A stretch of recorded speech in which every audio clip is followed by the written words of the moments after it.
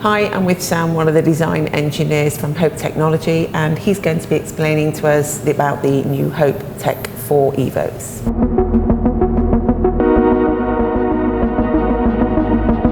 So what was the design goal behind refining the Tech 4s into the new Tech 4 Evos? Tech 4's amazing brake, and we've been doing those for 3 years, sent out all over the world, you know, everybody using them.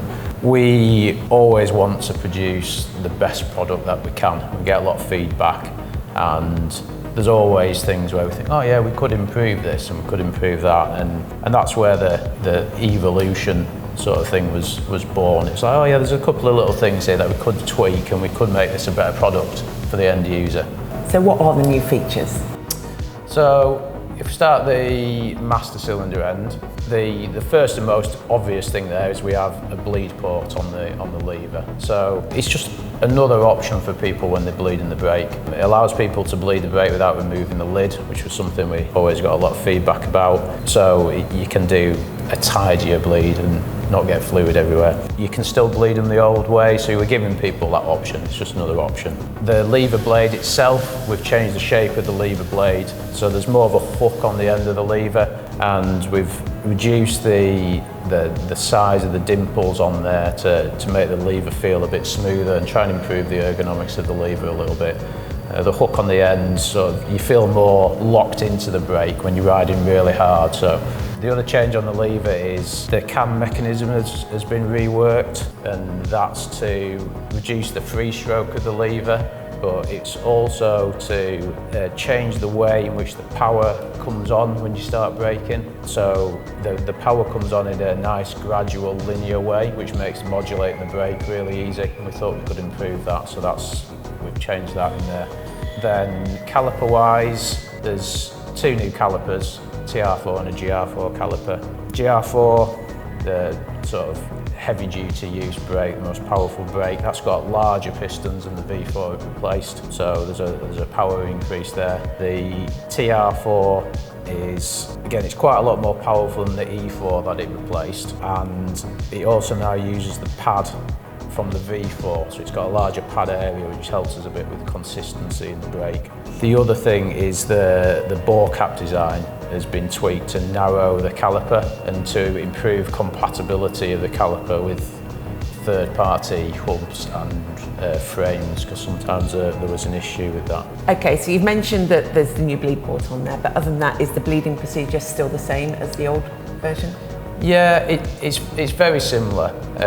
Our main procedure and that we're telling people to follow is to use the bleed port, because we think overall that's going to give a more consistent bleed for people when they're doing it at home.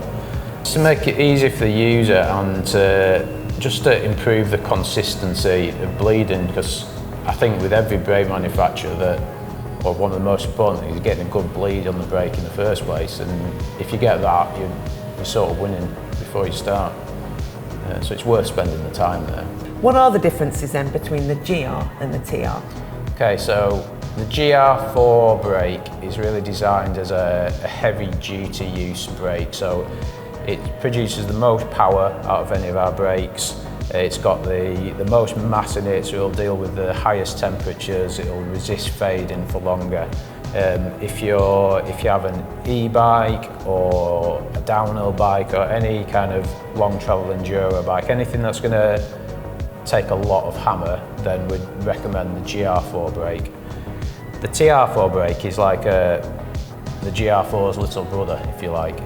If you don't need the power, it's a lighter weight brake, it's a trail bike, something like that, then there are advantages to the decreased ratio of a TR4. Firstly, the caliper is smaller and lighter, and then secondly, the lever itself, it's not moving as much fluid, so it's going to have a shorter lever throw, it's going to have a firmer bite point. If you like to run your brake lever really close into the bars, you've got small hands or you just prefer that setup, then the TR4 is going to really help you there, because you're going to be able to run it in really close and get a short throw. With the bigger brake, you might not be able to run it in that setup. So if that's your preference and you don't need the power, then the TR4 is a really good option. You mentioned that the Evos can't be used with vented discs. Why is this? So it was a design choice when we started working on the GR4 caliper. To use the vented rotor, you have to make the caliper wider to accept it, and that gives you a few issues. The first one is you can't make as stiff a caliper, so by not using the vented rotor you can narrow the pad slot, which allows you to make a much stiffer caliper, which is going to improve the power of the brake, it's going to improve the consistency of the brake, the feel of the brake, so there's a few advantages there. Also, it allows us to make the caliper more compatible with frames and different combinations of other people's hubs and things like that. So we felt like for most people it's an advantage to not be compatible with a vented, and for the people that want a vented rotor and love a vented rotor, just say watch this space. Do both the TR and GR have contact and reach adjustment on the levers? Yes, so we've maintained the same adjustments on the lever from the Tech 4 brakes. So you have adjustable reach, it's tool-free reach adjust as well, as you can do it on the trail. So you can adjust the reach within a range, and you can also adjust the bite point, just to get the lever dialed in as much as you can possibly to suit your personal preference. On the Evo brakes now we've actually added some more options with some different lever, like aftermarket lever blade options, so you can really get the brake how you personally would like it. So the brakes are shipped with a standard blade, which should be fine for most people.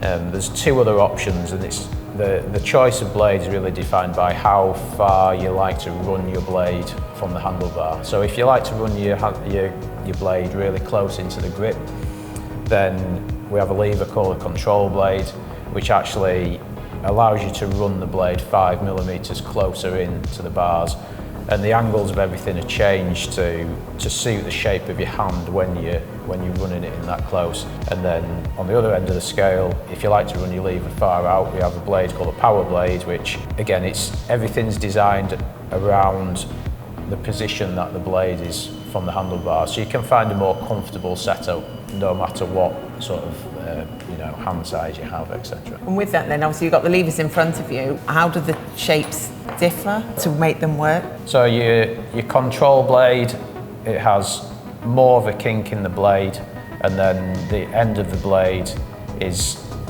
tilted up more. So when you position it in, first of all, this flat part of the blade here will be 5mm closer to the handlebars for the same adjustment on your reach adjustment screw, and then it then angles this down, so when the brake is biting, this is biting parallel to the bar, so it's in a comfortable position. And then you get standard blade, which is sort of halfway in between, and then your power blade is like the opposite. When you set it all up, it'll be 5mm further out than the standard blade, but this angle is flattened so that, again, it's in a nice, comfortable, ergonomic position, but it's going to be a lot further out from the bars. So that's the New Hope Evo 4s, the GRs and the TRs. Thanks, Sam, for showing us the features, benefits and explaining everything. If you'd like any further information on the products, then please see the link in the description. And if you want to see more videos like this, then please hit like and subscribe.